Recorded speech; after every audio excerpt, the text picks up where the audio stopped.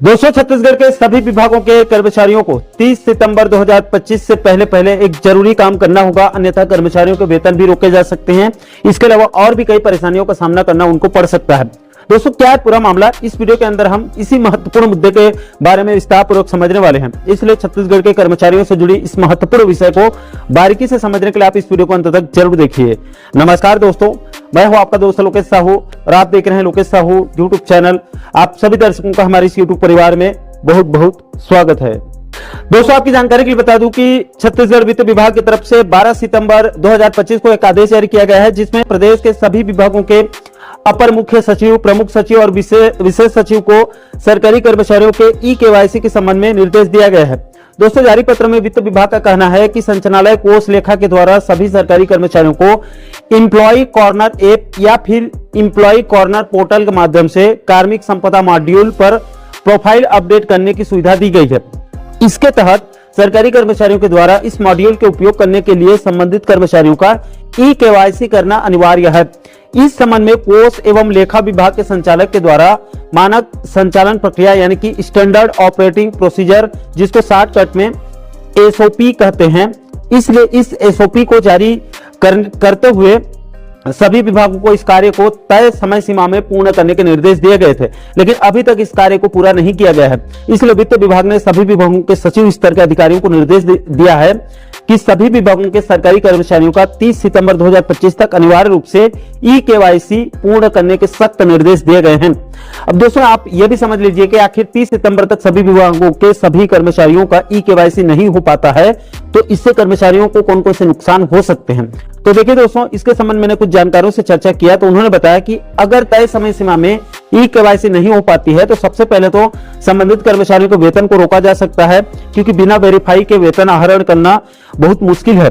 इससे संबंधित विभाग को दिक्कत हो सकती है। इसके अलावा तय समय सीमा में ई-केवाईसी नहीं होने पर कर्मचारियों का वित्तीय डाटा पुराना और गलत हो सकता है, जिससे सरकारी प्रक्रियाओं में कई समस्याएं उत्पन्न हो सकती है।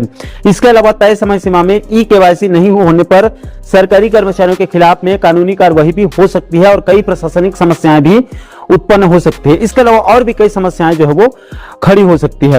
दोस्तों, अंत में आप ये भी समझ लीजिए कि आखिर ई-केवाईसी की जरूरत क्यों पड़ रही है या क्यों पड़ती है। तो देखिए दोस्तों, जानकारों का कहना है कि ई-केवाईसी एक डिजिटल प्रोसेस है, जिसके द्वारा किसी व्यक्ति की पहचान को डिजिटल तरीके से वेरीफाई किया जाता है, यानी सत्यापित किया जाता है कि वास्तव में यही आदमी है या फिर कोई और है।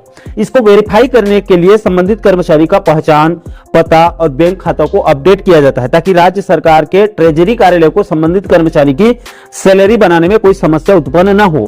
क्योंकि आज के डिजिटल युग में एक एक आदमी कई अलग अलग विभागों में फर्जी नौकरी करके कई विभागों से एक साथ सैलरी भी उठा ले रहे हैं, और कई ठग तो ऐसे हैं जो छत्तीसगढ़ में बैठे बैठे मध्य प्रदेश और उत्तर प्रदेश जैसे राज्य से भी सैलरी उठा ले रहे हैं, और राज्य सरकार को भनक तक नहीं लग रही है।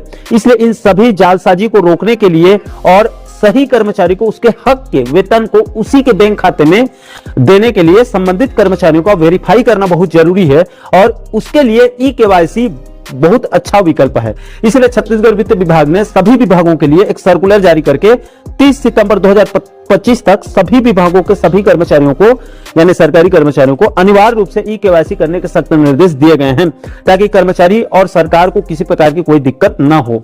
दोस्तों, इस महत्वपूर्ण मुद्दे को लेकर आप लोगों की क्या राय है? क्या डिजिटल फ्रॉड को रोकने के लिए ई-केवाईसी बहुत अच्छा विकल्प है, और क्या आप लोगों ने अभी तक अपना ई-केवाईसी करवा लिया है अथवा नहीं? इस पूरे मामले को लेकर आप लोगों की क्या राय है, या फिर इस संबंध में आपके कोई सवाल होंगे तो भी आप नीचे कमेंट बॉक्स में अपनी अपनी प्रतिक्रिया आप लोग जरूर शेयर कीजिएगा।